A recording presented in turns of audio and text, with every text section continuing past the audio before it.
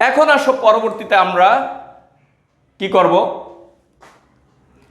সম্পৃক্ত দ্রবণ ও অসম্পৃক্ত দ্রবণ।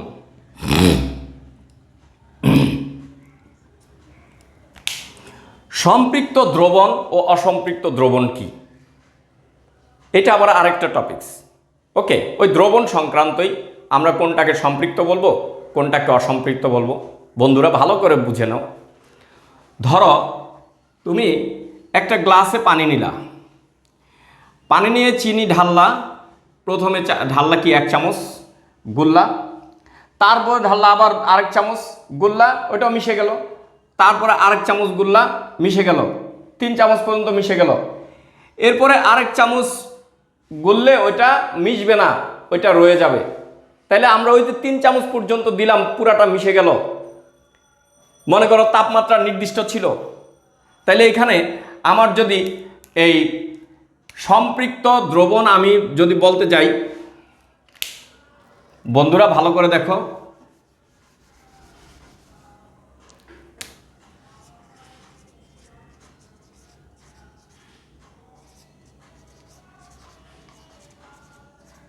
সম্পৃক্ত দ্রবণ যদি আমরা বলতে যাই তাহলে কি হবে, স্থির তাপমাত্রা, মানে তাপমাত্রা নির্দিষ্ট,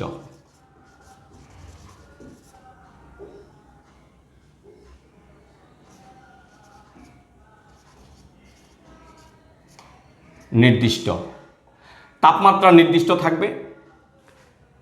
তারপর হচ্ছে এই নির্দিষ্ট দ্রাবক থাকবে,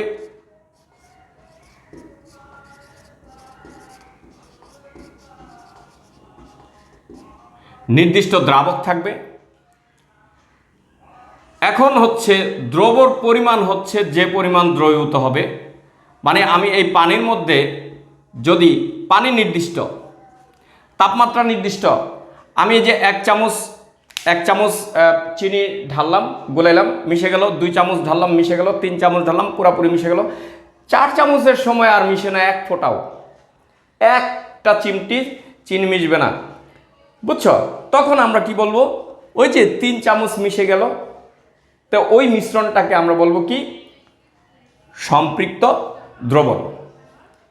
ওকে ওকে, তাইলে আমরা সংজ্ঞাটা কিভাবে বলতে পারি,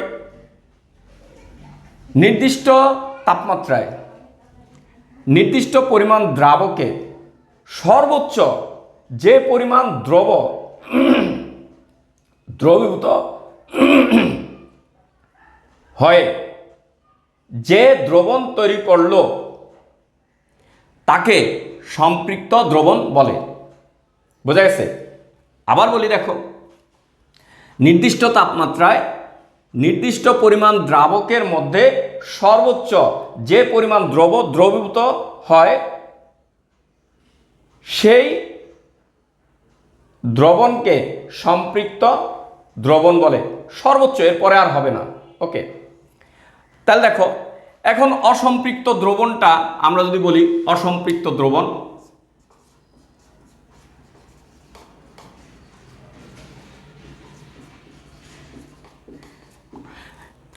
অসম্পৃক্ত দ্রবণ, তাহলে অসম্পৃক্ত দ্রবণ হচ্ছে সম্পৃক্ত হওয়ার আগের অবস্থা।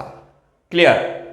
তাহলে আমি অসম্পৃক্ত দ্রবণ হচ্ছে সর্বোচ্চ পরিমাণ দ্রবীভূত না করে তার চেয়ে কম পরিমাণ দ্রবীভূত করলে সেটা হয় কি, অসম্পৃক্ত দ্রবণ। যেমন হচ্ছে আমি যদি এখানে 1 চামচ গুললাম, এটা অসম্পৃক্ত দ্রবণ, আধা চামচ চিনি গুললাম, অসম্পৃক্ত দ্রবণ, 2 চামচ চিনি গুললাম, অসম্পৃক্ত দ্রবণ, কিন্তু 3 চামচ যখন গুলে ফেলবো তখন সম্পৃক্ত হয়ে যাবে, তার মানে সম্পৃক্তর চেয়ে কম। ওকে, তাইলে সংজ্ঞাটা হবে কি, দেখো বন্ধুরা, নির্দিষ্ট তাপমাত্রায় নির্দিষ্ট পরিমাণ দ্রাবকের মধ্যে সর্বোচ্চ যে পরিমাণ দ্রবীভূত হয় তার চেয়ে কম পরিমাণ দ্রবীভূত হইলে ওই দ্রবণকে অসম্পৃক্ত দ্রবণ বলা হয়। ক্লিয়ার বাবা?